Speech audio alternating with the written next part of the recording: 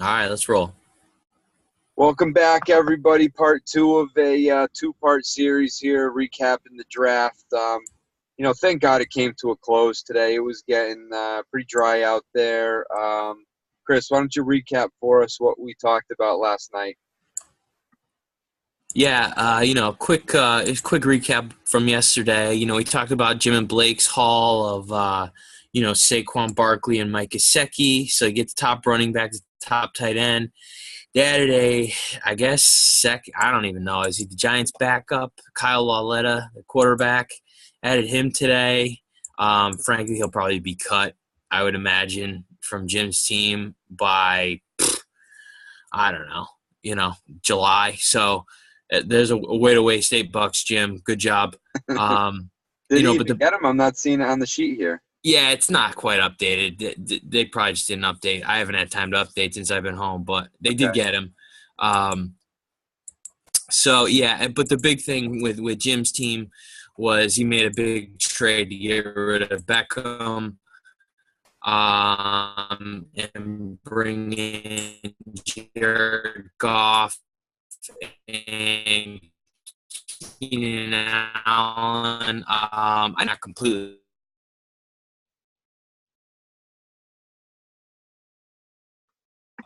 dynasty guy overall. And, frankly, I'm way out on Jared Goff, even though he's a young quarterback in a stable situation. I think he's just a league average guy. I just don't think he's that good. So from Tim's perspective, to upgrade from Allen to Odell Beckham, I'm going to do it every time. And, I say this, but at the same token, Jim had to do it. Like, he had to make a deal like that where he gives up one of his star players to get some semblance of stability at quarterback. Andrew Luck is a complete unknown right now with basically nobody next year. So, I get it. He had to do it. I think it could be win-win for both of them, but I do side with Tim's side on it. Yeah, I'm going to take the opposite there. I'm all in on Jimmy and Blake here. I'm not as low on Goff as you are. I think he takes a step back this year and kind of, like you said, he's, I think if he's average for the next 15 years, then I think Jimmy wins this trade. And again, like I said last night, I'm lower on Beckham than pretty much everybody in this world. So I'm okay with it. But again, I see both sides, both reasons, both sides of the coin why they both do it. So, I'll give them both a pass. I think they're both happy with it. And I can't really knock either one of them. Yeah. I mean, I think it's a fine trade. It's good. No issues with it. Like I said, I see it from both ends. It's one of those rare trades that, I think I called it lose-lose at the time. I may stick by that instead of win-win. Okay. But that's okay. I mean, so that was, Jim's assessment. I think you can't really assess his team without assessing the trade. I give him a solid. I'll give him a B+ grade in this draft. I think he did just fine. Yeah, I think anytime you're grabbing Barkley, your grade's going to be high. We talked about his price point yesterday. We were both okay with it. So I got no problem with that draft grade. I'll give him, an A- because I like the deal just a little bit more than you did for Jimmy and Blake. And you grab the top tight end in the draft in a 2 tight end league in which tight end is an absolute dumpster fire. So for me, that's what, when you can grab the 2 best positional players at very premium positions, you got to give them a good grade.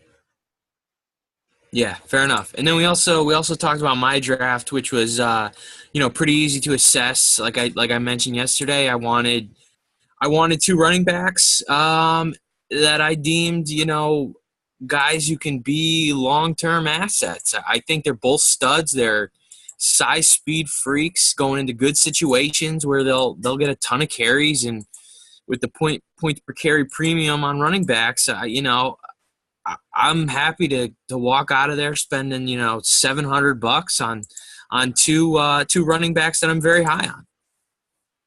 Yeah, I know your thoughts on both these players, so I know you were perfectly keen grabbing both of them.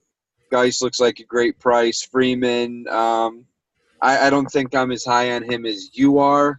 But again, you walked away with two of the top 6 running backs in the draft. You didn't pay it, too much for them. I'm going to give you an A- as well. Stick you right with Jimmy and Blake. Yeah, fair enough. All right, let's go on to Aaron now. He was next. He was the next guy to pick somebody up, and he grabbed Baker Mayfield. He also grabbed Hayden Hurst, tight end for Baltimore, and then just today he picked up Kiki Kuti. Yeah, this one, we talked about this a little bit yesterday. The mid budget guys had to just make a decision what they wanted to do. Did they want to go, pure value town and just, try and hit guys like, Dante Pettis, Calvin Ridley, get a bunch of those? Or do they want to just spend it on one big guy and then maybe fill around him? And, Aaron took the approach where he said, look, I'm getting Baker Mayfield pretty much at all costs. He spent $430 on him. And, the rest of his draft played out from there. And it looks like, later on he also wanted to address tight end. He got, I guess the number 2 tight end in the draft. He did go first in the NFL draft. So, he's got that. Guy's a little old, but, Hurst is an okay prospect to me. Kuti is a complete wild card. I mean, he's an end of the bench stash. I don't really factor him into the grade, but yeah, I mean, Aaron just decided, look, I'm going to get Baker Mayfield. I'm going to better my QB situation, and Graham's going to have to max out, or Andy, they're going to have to max out their bids. Otherwise, I'm getting them. Yeah, I was even talking to Aaron in a little bit of a sidebar conversation right after that. We were kind of discussing the what in the hell Graham was doing and where Andy was at. And, Aaron flat out told me, he said, that's the strategy that he went with, is just to go and grab one stud and then, could he grab a value guy or two right around there? And again, in a super flex like this, he grabs, the number 1 overall selection in the NFL draft. We've, in other super flex drafts, Baker Mayfield's usually been the first quarterback selected, either 2 overall or 3 overall, flip-flopping with Geis. So again, Aaron had a very strong team, tightened up on quarterback, which I think he's got Breeze, if I remember correctly. Yeah. It's actually pretty big that he gets Mayfield because he's got Breeze and Eli Manning, and that's it. So Correct. Now he adds some youth there, desperately needed. So, I mean, huge pick for him. Yeah, and I like Baker Mayfield the best in this draft. I know a lot, some people are on Sam Darnold or, even Josh Rosen. But, I'm a Mayfield guy, so I like to pick by Aaron. This was the 3rd guy that was nominated, first quarterback, and who the hell knew what was going to happen with these quarterback prices? As I look more and more at the board here in the price, I'm okay with Baker Mayfield going for $430. That's probably the 3rd most expensive guy here, if I'm reading this correctly. Yeah, but it's a good price. It's a good price in my eyes. I know Aaron was pretty happy about it. Just looking at what some of the other quarterbacks went for, all in the same price, really. I'm looking at Sam Darnold at $260 here. We'll talk about Graham in a little bit. Looks like somewhat of a steal, but I'm okay with Baker Mayfield at $430. Hayden Hurst on the Ravens. I'm anti any Raven ever until Joe Flacco is gone. Kiki Kuti, like you said, he's a stash, not even worth talking about. I'm giving Aaron a solid B right now for this draft. Yeah, I'm right there. I'll give him a B too. Yeah, I'm very out on Hayden Hurst. The guy's like he's like 28 years old. I mean he's basically like Kelvin Benjamin's grandfather or something. I mean he is so old. And tight ends just take a while to develop. So, but let's say he hits his prime at, he's going to be 28. I mean, he's actually 25. If he takes 3 years, he'll be 28.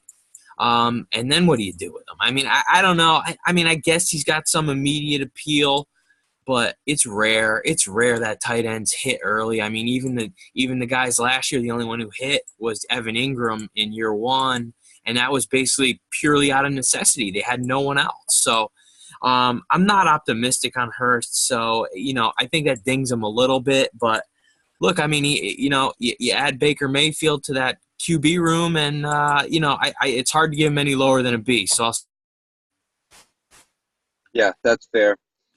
Moving on now. Rashad Penny goes to myself with the fourth selection in this. I'll let you rip me apart here, or rain some praise on me, will you? all right, so you picked up Rashad Penny, Cortland Sutton, and Dante Pettis. Is that right? Correct. So you got those three. Yeah, I mean, looking at these prices, Dante Pettis at $39 looks like a total steal. I mean, you got Jordan Wilkins went for $40 later in the draft. Kalen Balash, $40. I mean, look, Dante Pettis, I mean, he's going in the second round of most rookie drafts, early second round. And Jordan Wilkins is a fourth rounder. Kalen Balash is a late second, early third all day. I mean, so that's pretty good value on a guy who's got a wide open depth chart in front of him. But look, Cortland Sutton, you're going to be waiting on him. You got to stash him. I think that's a solid price on him. It doesn't look great in hindsight. Should he have gone for more than Calvin Ridley? I don't know. I mean, it's okay. It's not a bad price. I'll put it that way. It's not a bad price. Later on you had Christian Kirk and Anthony Miller, who I think are pretty similar to Sutton, going for a little cheaper. But, at the time, I didn't hate that price at all. And then, look, the big guy, Rashad Penny. No one is higher on Rashad Penny than me.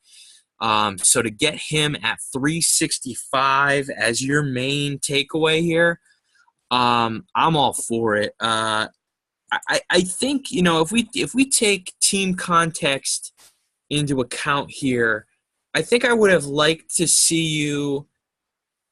I would have liked to see you address quarterback once, if you could. But hindsight's 2020. Well, Chris, could we talk about that? I acquired Trubisky midway through the draft here. Yeah, I was just about to get to that. That's probably your biggest move of the draft, really. To basically not have to deal with everybody else bidding on Trubisky was a pretty good win. I think, what'd you get him for, $365, something like that? $365, and if I could just kind of tell a little story of how this all went down, I had been chatting with Colin a little bit because he's got four quarterbacks on his roster: Stafford, Mahomes, Trubisky, and Cousins, I believe. Yep. And before the draft, he told me he would probably give up Cousins or Stafford for 500 plus, or probably or he'd give up Trubisky. He wanted to hold Mahomes, so we said he'd give Trubisky for roughly half of that. So simple math tells me 250, 260. Right. And he said he'd been in talks with Jimmy, a little bit of talks with Graham, and he long story short here, he comes back to me and says, 260 is not going to cut it. You and Graham are now in a bidding war. We start up a three-way direct message on GroupMe, and before you know it, it gets to 365 in a heartbeat between Graham and myself. I was elated to get him at 365. I thought it was a great price, especially when you're looking at, Baker Mayfield going for 430, which is, I think, about the time that I got him. Yeah, it was right around there. It was right around there. I think it was before Darnold. Josh Rosen had just gone for 415. And, let's face it, if you've got a second-year quarterback who's the known starter this year and for the near future until he screws it up, I got to believe he's your number one quarterback in this draft. I think if, Trubisky had been dropped and he's eligible to be drafted in this, he's going before Mayfield, or he's going for more expensive than Mayfield. So, like you said, I'm only going against Graham, who his balls hadn't dropped yet and get the bidding out there. So it was, not a very tough opponent there for bidding against. And I like the price for Trubisky there. And you're right. I think that's one of the biggest takeaways from this draft for my team. Yeah, it was huge to get him there. You really needed it. Just looking at the roster, I would have, look, I don't know if you wanted Penny really, just because you had some other holes to fill. But looking at the roster, you definitely needed a running back here to pair with Gordon. So now you've got two guys that you can plug in for the foreseeable future. Look, tight end looks awful right now. But tight end looks bad for most teams, so I don't hold that against you. I'm higher on Vance McDonald than pretty much most, and for me, Jordan Reed's a freebie right now. I've still got his backup, Vernon Davis. I'm a huge believer in Jordan Reed bouncing back this year. I really, really am. We know what Alex Smith does with his tight ends. He loved Kelsey in Kansas City. I really think Jordan Reed bounces back in a huge way, almost out of necessity there. So, most people, and I can see why people would say I'm down at tight end. But I just moved Kelsey because I was very confident in my tight ends. We don't necessarily talk about that trade too much. I mean, it was impactful, but we could talk maybe more about that when we talk about Rick. But I think I'm okay at tight end. I needed that running back. Absolutely needed it. Carlos Hyde is not to be counted on this year. Right. Marco Murray is still jobless. Needed a running back. In fact, I could probably argue that I needed try to grab another running back in this draft. Yeah, I mean, it would have been tough to get another running back. Frankly, there's just, you had the big guys.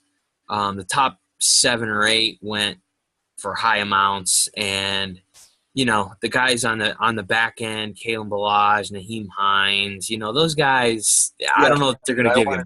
I wanted no part of those guys. If I wasn't getting two knockouts, I wanted no part of it. So yeah, that was my opinion basically on this draft too. Give me 2, and that's about all I'm looking for. Yeah, so I mean, I think it's pretty solid. I think it's a solid draft when you combine adding Trubisky. I give it a solid B+. Solid B+. I don't know what you could have done differently. I think you got good value at wide receiver, and look, there's no secret your team needed depth across the board, and I think you got it here. So that's I give it a solid B+. Yeah, based on value for me, addressing needs, I give it an A+. Next, we got Colin with James Washington. So yeah, let me. I think I'm looking at this, and I looked at this a bit this afternoon. Colin really threw a lot of money around, and I really think it paid off for him. So he gets James Washington, Dallas Goedert, Nick Chubb, Calvin Ridley, and Jordan Wilkins, okay? Now, forget about Jordan Wilkins for a second. He's a complete flyer that Colin spent 4 times too much money on, okay? So that's gonna prevent him from getting a perfect score. But he got a good price on an extremely talented tight end, Dallas Goedert. He got Nick Chubb, who I think is incredibly talented, and James Washington at $71 looks like a very good price, okay? Now, it all depends on Colin's plan here. If the plan is to be relevant next year or the year after, I think his draft is an A+. If his plan is, these guys are going to step right in and play for me, now his draft is like an F-, okay? Because I don't think any of these guys are going to be stars this year. I just don't. Dallas Goedert's behind Zach Ertz. He's not going to get much playing time. Nick Chubb is in a three-way menage a trois with the other two, and he's not getting much action. Calvin Ridley's got to wait for Julio Jones and probably Mohamed Sanu, if we're being honest, to really soak up a bunch of targets. So he's got to wait. But I think if Colin, and this should have been his plan going in after how badly Ruby destroyed this team, is to look a year or two in advance. If that was his plan, I think he executed it perfectly with the guys he got. I hate this draft for Colin. I even messaged Colin. I think he's done a great job with this team. This roster was horrific when Ruby was at the helm, and I messaged Colin saying that I love what he's done with this team. I think he's made a lot of really smart moves. This roster looks 100% better than it did 8 months ago when Ruby was fired. So hats off to Colin with this draft. That being said, I am so down on every single one of these players that he got. James Washington. Look, I laid it out. They're all buried on the depth chart right now. I mean, there's no sugarcoating that. Like, I get it. But my only point is, if you're Colin, are you really competing this year anyway? So don't draft for this year. Get guys who are going to be good in 2019 or 2020. That's all I'm saying. But you got all that money, and did you walk away with you got the worst of the top four running backs. He may not even be top four. I don't know. And you paid top four prices for him. Hell, you paid top two price for him. Sure. Top three price for him. And now you didn't get you didn't get a top two receiver in this draft. Surely you could argue that Calvin Ridley's there. But yeah, I mean, why anybody is bidding $95 on Goddard is beyond me. I mean, you and I talked about this a little bit as it was going on. First of all, I don't even understand why the Eagles drafted him for one. Two, we compound the mistake by having people draft him in a fantasy football league. He's not going to play. Colin, you did so many good things with this roster, and then you completely botched this draft. C-, D+. I'm the complete opposite. I love this draft for him, and I am very anti Calvin Ridley. I'm as a prospect, but I listen. He gets like an A for me. Okay, I love it. We'll just agree to disagree. I mean, there's really nothing else we can do about it. I need further. I mean, is he getting a good bargain on Calvin Ridley at $100? Is he getting a good deal on Goddard at $95? Is he getting a good deal on Nick Chubb at $415? I mean, we're penciling him in as the starter on the Browns right now, but I don't think that's a lock. I don't think it's a lock either this year. I think next year he's absolutely the starter and probably the 3-down workhorse. As Hyde is cut. Duke Johnson is a free agent who's going to want money. What happens if Hyde absolutely tears it up this year? You're really going to get rid of him, and the Browns have success? I mean, probably. You don't draft Nick Chubb if you're not going to get rid of Hyde. I mean, I didn't understand the Hyde signing to begin with, so I'm biased there. But look, okay, so if you look at this based purely on talent, okay, forget situation for a second. Nick Chubb was fighting with Geis pre-draft to be the 103, okay? His situation pulled him down probably to the 106, 107 range, okay? So it's not like he's not talented, all right? Calvin Ridley was pretty much consensus the number 2 wide receiver in the draft behind DJ Moore. So you get him at a third of the cost of DJ Moore, still pretty good. Dallas Goedert was fighting with Gesicki to be the number 1 tight end in the draft. So you get a supremely talented tight end. Look, I'm not arguing with you about situations. Situations half the battle, and they're all terrible. They're not good situations. But if you're looking strictly at talent, I mean, I give him a solid grade. That's kind of where I stand with it. All right. Well, okay. This is probably going to be our biggest disagreement of the night, but that's Well, yeah, where I stand. I So. gave a D and you gave him an A. That's not good. Yeah. All right, moving on here. Mike Smith here grabs Josh Rosen with the 6th overall pick here for $415. He also grabbed relatively silent until he grabs Traquan Smith, unless I'm missing something here. Nope, that's it for him. Just those two. 2 players. Okay. Josh Rosen at 415. I like Josh Rosen. For me, he's QB2 on my list, right behind Baker Mayfield. You know, a lot of people debate what's going to happen with Sam Bradford. Is Bradford, you know, a lock to get that job? I'd love to see, you know, Rosen get a shot this year, you know, while Fitzgerald is surely there. I think this wide receiver crew is going to be, you know, lacking once Fitzgerald goes. So I'd like to see Rosen get out there, get his feet wet with a better crew. Again, Traquan Smith for me is a relative throwaway, not even really worth talking about. Price point on Josh Rosen I'm okay with, just a hair behind Baker Mayfield.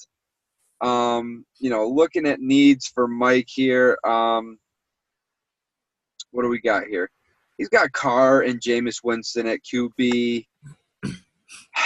You know, both of them had massive down years last year.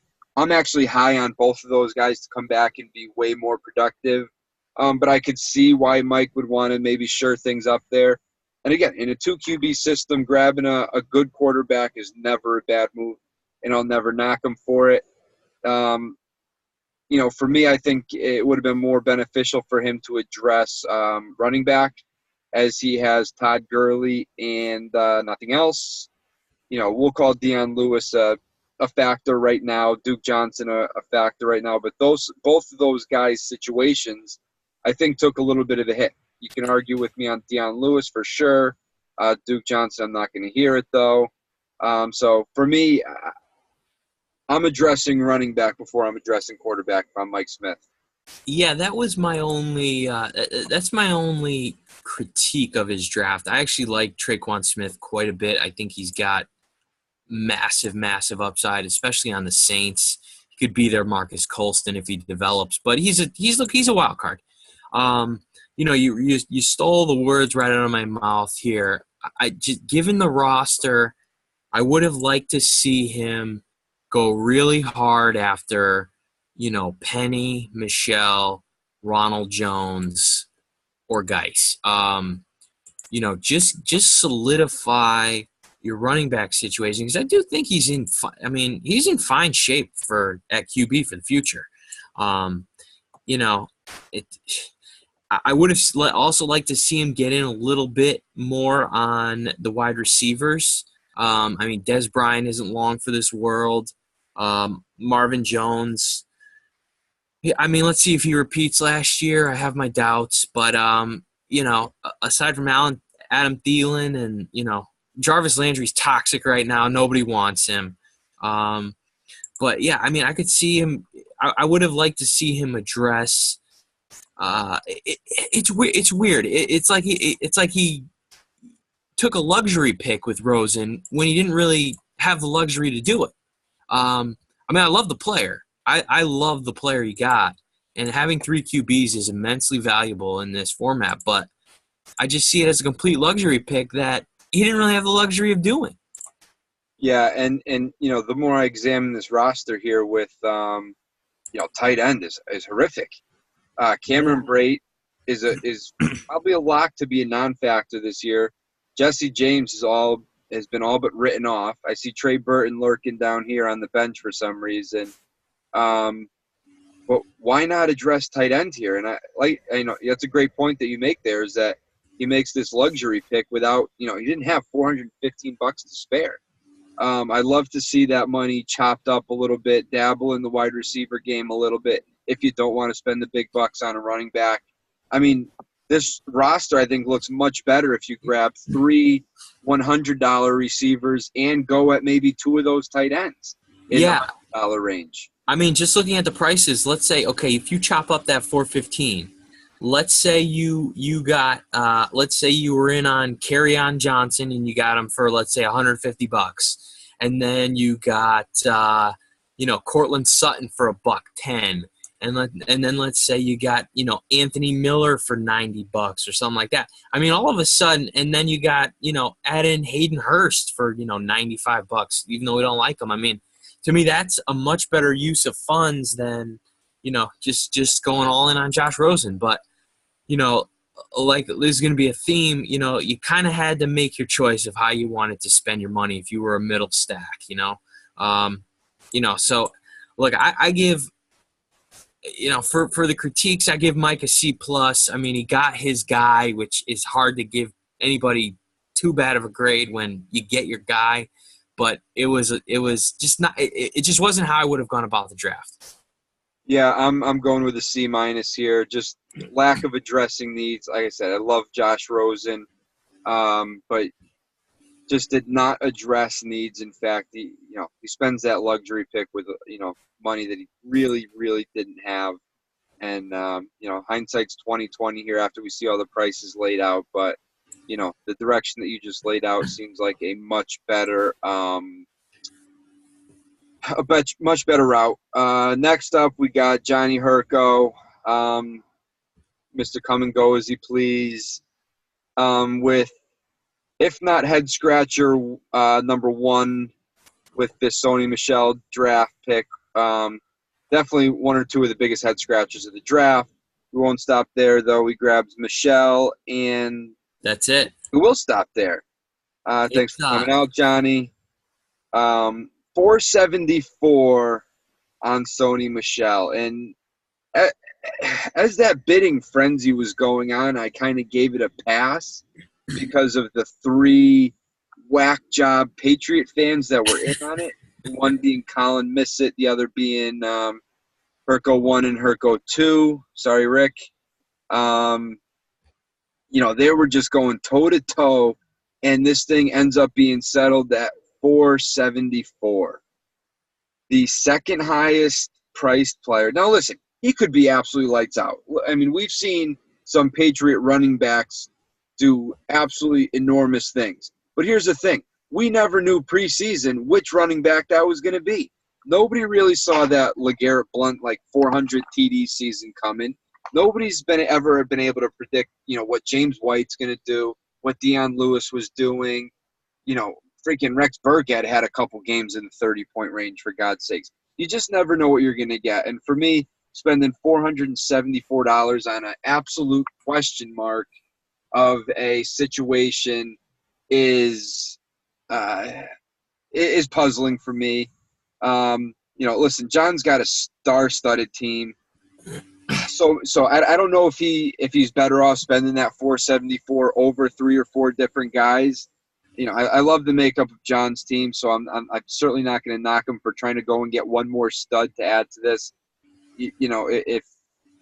But again, I would rather see him spend that money on Geis or Rashad Penny, who I have head and shoulders above Michelle in this draft. John's wife, now that I say it more, her name is Michelle. Perhaps it was on her behalf that he made this pick and went so hard after Sony. And, that plus being a Patriots fan, I'm reluctantly giving him a pass here. Listen, this is the most egregious price on anybody in this draft. I mean, there's no two ways about it. I mean, it's an absurd price. I'm going to argue with you a little bit with our next guy up that we're going to talk about, but I'll save that for – All right. That's fine. But I mean, look, it's obvious he had one guy in mind. He said, I'm getting this guy. It doesn't matter what it costs. I mean, look, we're in agreement. It wouldn't have been Sony Michel if it was up to me. But, I mean, look, he got his guy. And for all the shit we're giving him here, he fits well into his roster. I mean, he's loaded at tight end, loaded at quarterback. His wide receivers are very, very good with Robinson and Edelman coming back. And his running backs are on the older side. I mean, he's got Marshawn Lynch, Matt Forte already retired. Lamar Miller may not be long for this world. Jay Ajayi's got bulky knees. I mean, it fits a need here, so I get it. But still, I mean, it's just you just can't pay that much. I mean, he could have got Kerryon Johnson and Royce Freeman for that price. Yeah. And still had money left over. I mean, that you can't. I mean, it's just bad. It's bad. I give him he's going to get my lowest grade. I'm giving him, a D+. Yep. Lowest grade so far. Let me qualify that because there will be lower grades given out. Yeah. We'll get there very shortly. We'll get there. We're coming, Graham. Yeah. I'll give him a D+ as well. Like you said, he's got a great roster, so pretty much anything would have fit this team. The running back especially. But like we said, it's not Sony Michel for me. And you know what? Maybe he proves us wrong. Maybe he absolutely blows up. He's the clear number one. Burkhead and Jeremy Hill do absolutely nothing. And Sony Michel is the runaway offensive rookie of the year. I don't necessarily see it, but listen, he's just been drafted. I don't know if we're in a position to really say that. Yeah, I mean, there's a lot of room for us to be very, very wrong on Sony Michel with that offense, but that's that. All right, let's move on here. Let's go to Andy next, who picked up DJ Moore, Ronald Jones, Christian Kirk, Michael Gallup, Kalen Ballage. All right, so quite the haul for Andy here. I know you got a lot of thoughts on this. I'll just let you go here. Yeah, I absolutely ripped into Andy here with this DJ Moore pick. I mean, if there's one thing that stands out on this whole draft board, it's that. It is DJ Moore here for $375. Listen, we could talk about Sony Michel all day long, but it's kind of commensurate with what's been going on with the other running backs. Darius Geis is going for $70 less. Saquon Barkley went for $300 more. So I get it. He's going to be in that range somewhere. DJ Moore is not 3 times better than any of the other receivers that went in the $100 range. I just don't see it. I mean, Andy said it was an overpay. He admitted that as much, but he swears it was only by $75 he overpaid for. I'm more in the $175 to $200 overpay range right now. And I know DJ Moore is the number one wide receiver here. There's a tier break. Andy, made the point that DJ Moore has every bit of good of a chance of being a stud prospect as Rashad Penny, as Sony Michel, as Geis. And I agree with that. He's the number one receiver. He's in a good situation. He's going to have his opportunity. But $375? I just don't see it. Who's the next highest priced receiver? Chris, help me out here as I'm looking. The next highest priced receiver, I believe, is it's got to be Sutton, right? At 106? I mean, are you trading, let's say in a regular draft, DJ Moore goes at maybe 108, 109.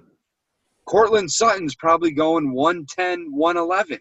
Are you really giving up 3 110s for the 108? For me, the answer is no. Yeah. You can argue that there's a massive tier break here between Moore and the rest of the receivers. That's a tough sell for me. Is it that big of a drop-off between 1 and 2? I don't know. I know you're as high as anybody on DJ Moore, so maybe you can bail Andy out here. Yeah, I mean, look, I'm not going to bail Andy out, but I do love DJ Moore. I do agree with you, though. I think DJ Moore's price has to settle around $250-ish. I mean, that the absolute max. It's an overpay. I mean, it is what it is. It was over and done with. But let's just talk about what he's done this offseason. I mean, wins the league in the inaugural year, and he's done nothing but get worse since. He trades away Kareem Hunt. He trades away Julio Jones. And what does he pull out of it? Ronald Jones, DJ Moore, Michael Gallup, Kalen Balaj, Christian Kirk. I mean, this is – it's just a bad job drafting. I mean, I hate it. I mean, this is like – I just – it's awful. I mean, if you're going to trade these guys, win Saquon Barkley. Win Rashad Penny and Darius Geis. Win, I mean, win 2 quarterbacks. Do something. It's just you can't go in with that much money, come out with essentially 0 sure things, and expect a good grade from me. I mean, I'm way down on Ronald Jones. I love DJ Moore, but the price was way too expensive. Kirk and Gallup, I mean, I like them as prospects, and the price was fine, but who knows? I mean, they're no sure things. Kalen Balaj is – I mean, he can't run the ball. He's like 230. He can't run the ball between the tackles, but can catch. So, I mean, it's just a bad draft. It's a bad draft. This is like D- for me. Yeah, I mean, we didn't even mention really that Andy came in as big stack number 2, kind of, Graham was $200-300 clear of him, but Andy was $200-300 clear of the next guy. And, in hindsight, Hunt for $500 looks like a absolute steal by Rick. Andy got screwed over a little bit there. But again, there was no real way to predict what the price range of these running backs was going to be. But if we're looking at it, nobody in their right mind would ever trade Hunt straight up for this haul that Andy got in this entire draft. No way. Yeah. Hunt's not going to, or, these 4 guys are not going to fetch a Kareem Hunt right now. And that's, I think, what makes it much worse. And he compounded it. He got rid of Julio Jones, correct? Yeah. Which, we've all got our opinions on Julio and how much longer he's got in this league at a productive rate. But, like you said, he's gotten much worse, I think, this year. The Hunt trade looks really, really bad after this draft. And the draft by Andy looks really, really bad after this draft. I'm going to go with a D+. I mean, let's look at his roster right now. I mean, his number 2 running back right now. Let's assume Dante Foreman starts the season on IR, as has been rumored. His number 2 running back right now is Tariq Cohen. I mean, that's embarrassing. That is awful. Yeah. I mean, Ronald Jones is his number 1. I mean, you can't expect to be competitive like this. I mean, this is a legitimately bad team. This is a bad team right now. No, yeah, and if somebody comes into this league right now brand new and they say, hey, who won the league last year? And you say, hey, take a look at Team Hercules, and they look at that roster, they're going to say, what in the heck did this guy do to this roster? And Andy loves action as much as the next guy, but it can't come at this cost. We could spend, another half an hour dissecting this really, really dismantled roster, but we're here to grade the drafts, and the people have spoken. We're in the D+ range. All right, so we're going to skip Graham. We're going to save him for last. Let's go to Tim here. I think he's the only guy we haven't touched on. We got Rick JoJo didn't as pick well. anybody, so what's that? We got JoJo, who took Mark Andrews for $5. Oh, that's right. Yeah. Okay, we'll go to Joe.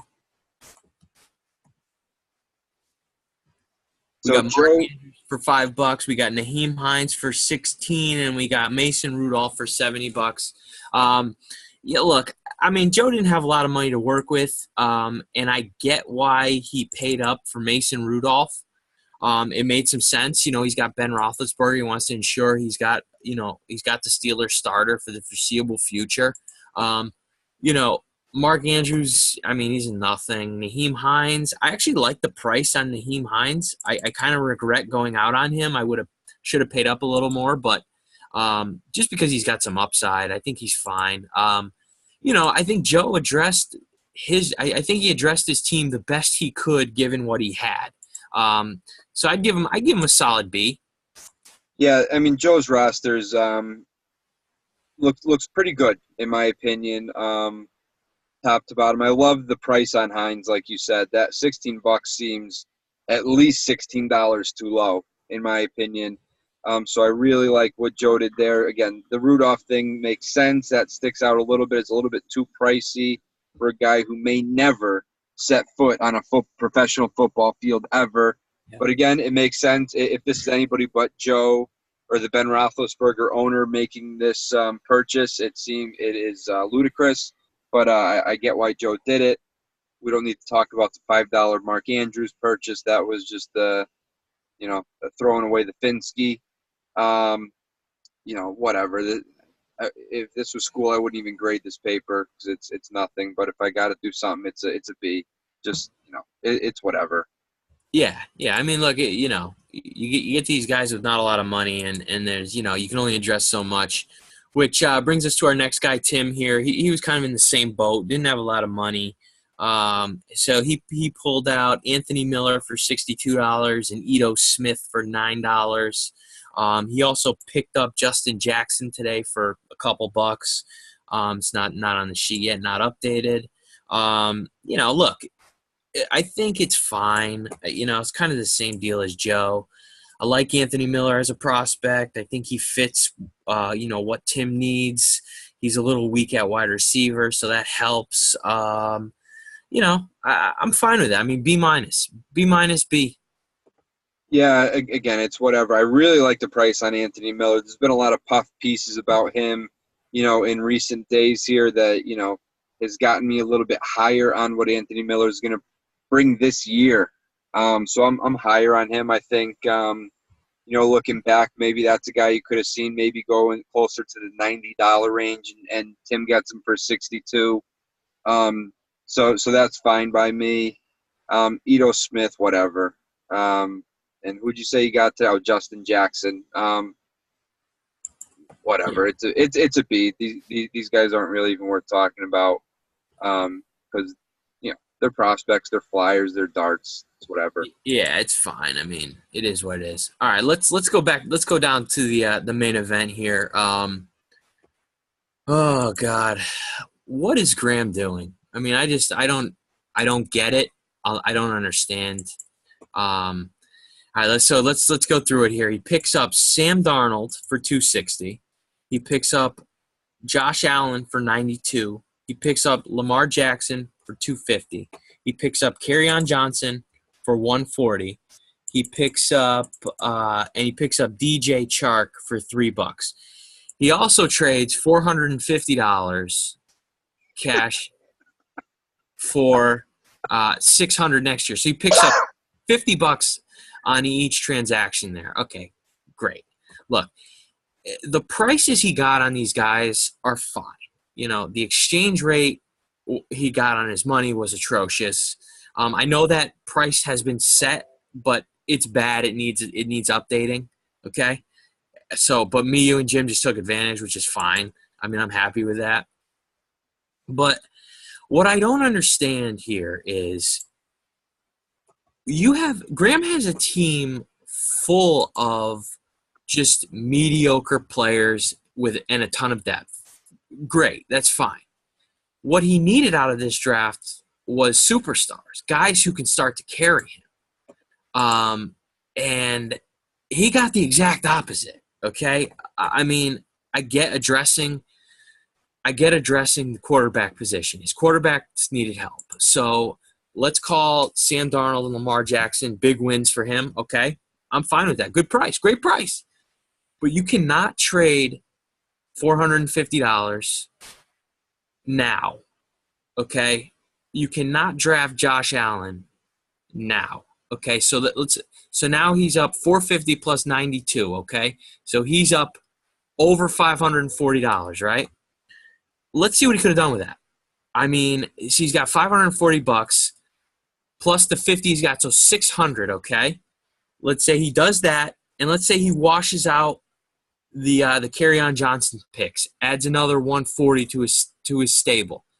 He could have picked up Rashad Penny and Darius Geis to add to Lamar Jackson and Sam Darnold. How good does his team look if he gets those 4 instead of what he got? I mean, it's night and day. Night and day. I mean, his team would be an instant contender with Darius Geis and Rashad Penny on his team instead of the other fluff he got and trading out. What is the point of having all this money if you are not going to be aggressive with it? It's like he was allergic to winning, guys. He wanted no part of winning anybody. I don't understand it. I just don't understand it. I don't get it. F minus for Graham. I mean, this is the worst draft since his last draft, since his last rookie draft. Just atrocious. I hate it. I can't stand it. I don't know what he's doing. I mean, what is you're just going to keep kicking money down the road forever? I mean, it's just an abomination. Awful, awful, awful. He has no stars. This is a terrible, terrible team. I'm done. I'm done with you. I'm done. I had a little sidebar conversation with Graham, and I won't reveal the contents of that discussion, but he did give me a little bit of an insight into, what's gone a little bit wrong for him. He admittedly made a mistake or two, and he's trying to correct them, in possibly the only way possible. And I'll kind of leave it at that. But I will say that he does have a plan. He has made a mistake, and he's owned up to that. All right, let me hold on one sec here. Yep. If his plan is to trade one or two of these quarterbacks and get back a lot, I retract everything I just said, okay? Because that is, to me, is the only way to make up for this and to fill in holes. But it's going to be hard. That's a hard path to take, okay? All right, go ahead. Go back. He didn't mention that specifically, or even allude to anything like that. He certainly didn't get into any specifics with me, and, nor should he, since it's his own strategy. But he just, I was very critical of him on GroupMe, as, a few people were, and he just kind of cleared the air a little bit, which is kind of nice to see. I'll stick up for Graham just a little bit here when I say I love the prices on all of the guys that he got. I know that he got. I know you hate Josh Allen. I know a lot of people do. But you're getting a guy who is drafted top 10 in the NFL. He's going to a bad team. I get it. They can't be bad forever. But if they give him a little bit of a chance, he's a starting quarterback, and he's young. And, at worst, it was a waste of $92. And don't make me go up and down this list and talk about who wasted $92. There's a plethora of people who did that. And to do it on a what I think he was rumored to be the number 1 overall pick for many, many weeks, months, if not years. Let me be clear here. I don't disagree with that. I think the prices he got on every single player were good. I do. I think he got great value on the players he got. My problem is the way he allocated his funds. That's my biggest gripe. Yeah, you certainly can't argue with that. He shows up to the poker table with, by far the biggest stack, and he just gets pushed around by guys with mid stacks. And that, for me, that's just, it's unforgivable. And I think the, trading away the future or the current funds for future funds was not really saving face, but it was kind of like, hey, here's what I'm doing, right? I'm not all in on this draft. And honestly, I think this may have laid the blueprint out for how to deal with a guy who has a big stack. And, I talked about it a little bit with Jimmy and Blake. I talked about it with Aaron. I've talked about it with you, is that, these mid stacks just went after one guy. And that leaves, we're 4 guys into this. Guys are spending upwards of $365, $400, $430, and $750. And Graham hasn't gotten one of those guys. I think at that point, Graham's saying to himself, yikes, what do I do? And I know there's more guys there. But again, if we look at the next guy, James Washington, nobody really wanted him. Josh Rosen, I'm sure Graham was in on that, but he was, like you said, he was allergic to winning somebody there. But again, I think we're splitting hairs between Josh Rosen and Sam Darnold, Yeah, I agree. deal on Darnold. Then the Sony Michel thing happens, absolute circus. Then the DJ Moore 3-ring circus comes to town. And now we're 8 guys in, and he's like, what am I doing here? Dallas Goedert, again, head scratcher at $95. Graham wanted no part of that. So, again, now we're 10 guys in. He's the big stack. He hasn't won a single guy yet. And he's got to be thinking everything from here on out is going to be an overpay just to win guys. So I can see why he bailed, if that's why he bailed. And the point that you brought up there about selling off these quarterbacks, Graham didn't allude to it or flat out mention it at all. But I can see it. He picked up what? He picked up Darnold. He picked up Allen. He picked up Lamar Jackson. Those are 3 quarterbacks that, hey, maybe he sells 1 or 2 of them and gets something pretty substantial for it. I think the price of the quarterback is only going to go up as years go on. And maybe could he flip Sam Darnold after a decent year for $600? Yeah, I think so. Josh Allen, if he is a starter and they show he's going to be the starter next year and he's at least Blake Bortles, could he get like $250 for Josh Allen next year if he's Blake Bortles? Maybe. And if Lamar Jackson is the surefire starter in Baltimore next year, there's a lot to be excited about. And they could yield some pretty decent rewards for Graham. But again, you can't go to the table with that stack and just get absolutely outplayed time after time. I'm only going to give him 1-. It's an F- for me. I think the future's a little bit brighter for Graham than you think for him. But again, why go and buy Julio Jones? And I don't know the details of that trade there, but why? He's going to rot now. Julio Jones is going to rot on that roster because by the time Graham is ready to compete, Julio Jones is ready to retire. That's what really drives me insane is you have moves that contradict each other. Okay, look, you have the most money in the draft. You control what's going on.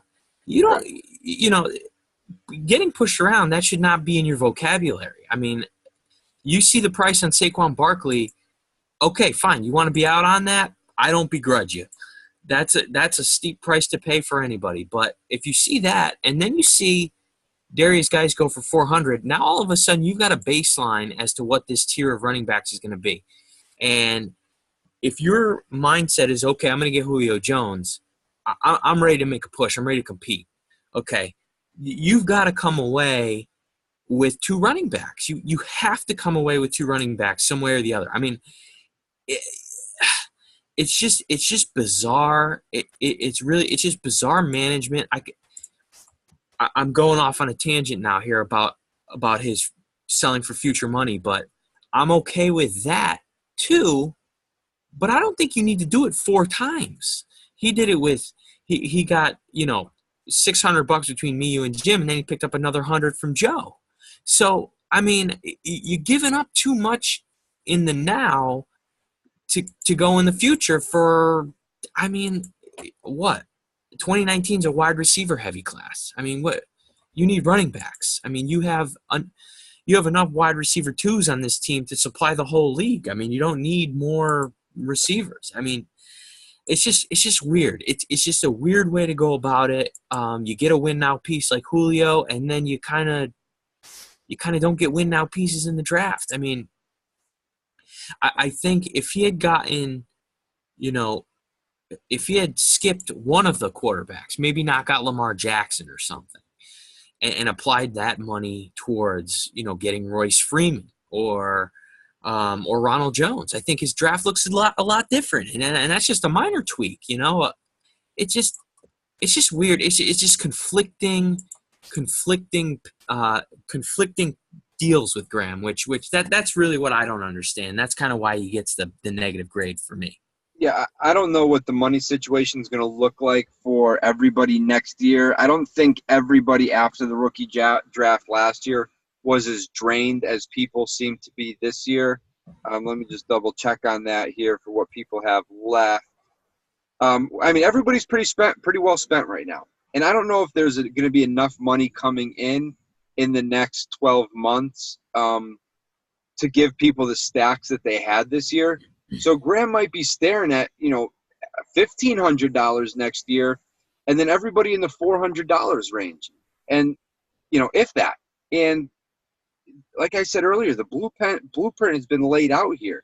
And he's going to have to spend – everybody's going to try to get that one guy, I think, and spend their whole stack, knowing that they're going to go up against – Graham's going to be looming there with that big stack. And I mean, all the money, four of us gave away our money for next year. And, so we're going to have that much less money. I don't think Graham needs to have all this money. He may dominate the next two drafts and make us look foolish. Maybe. I guess. I hope for his sake.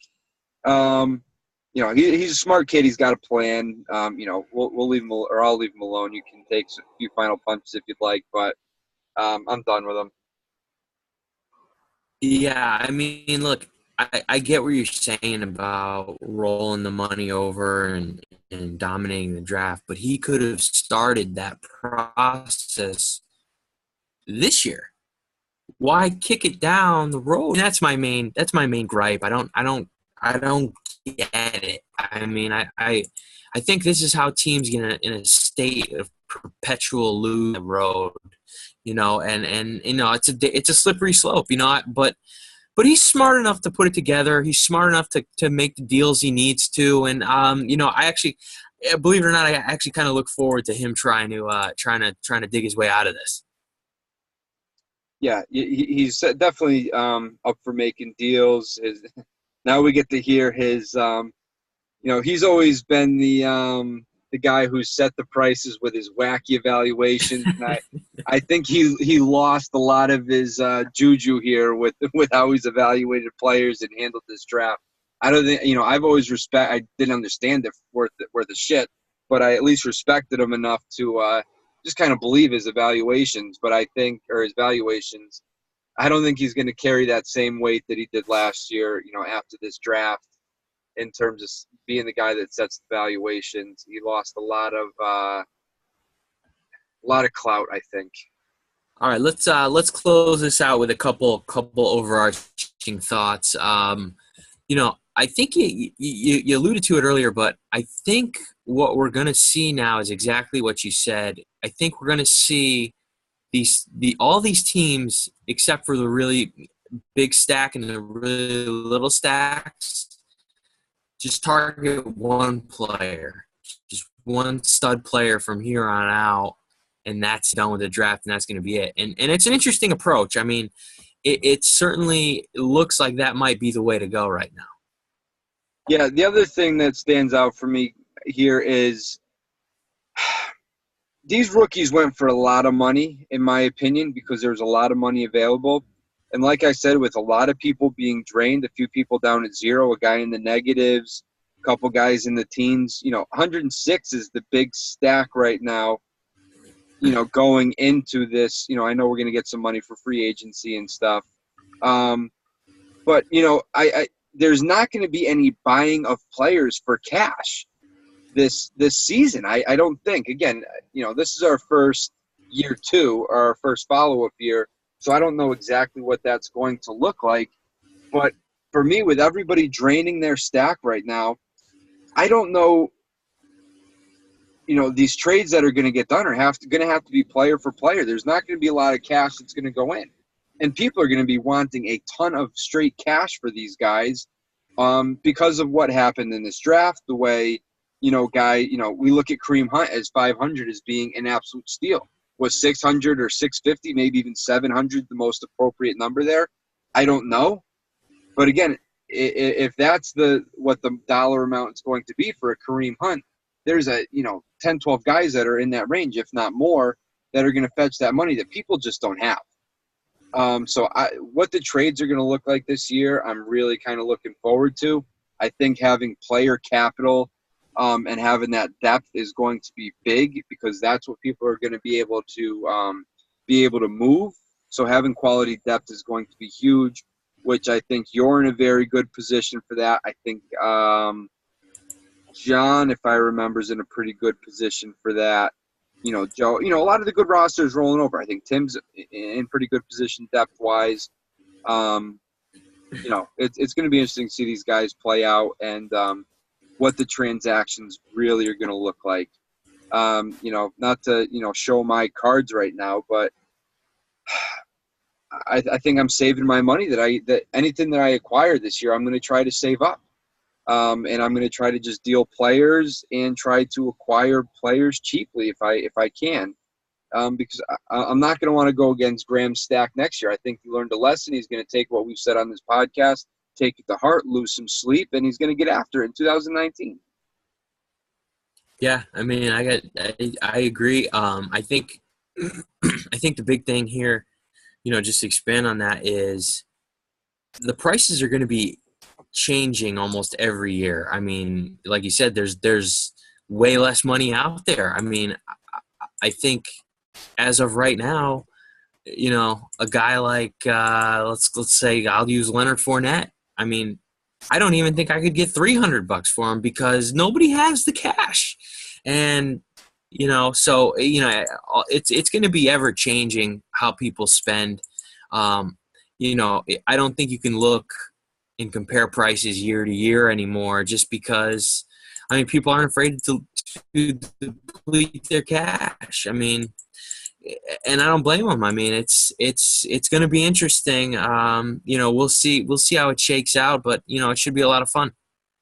Yeah, looking forward to it. It was a good draft. Everybody was pretty pretty into it. Nobody expired the 4 hours, if I remember correctly. A lot of people are busy this time of year. So we definitely appreciate everybody being as attentive as they were. And, there's a lot of fireworks. And, I'm really looking forward to the second year of this league. Chris, any ideas for any contests coming up where some cash maybe could be earned? We're still working on that. I'm debating whether to set up some kind of World Cup pool. Okay. That's the most likely, but this summer's kind of there's a lot of stuff going on this summer, so it's hard to put something together.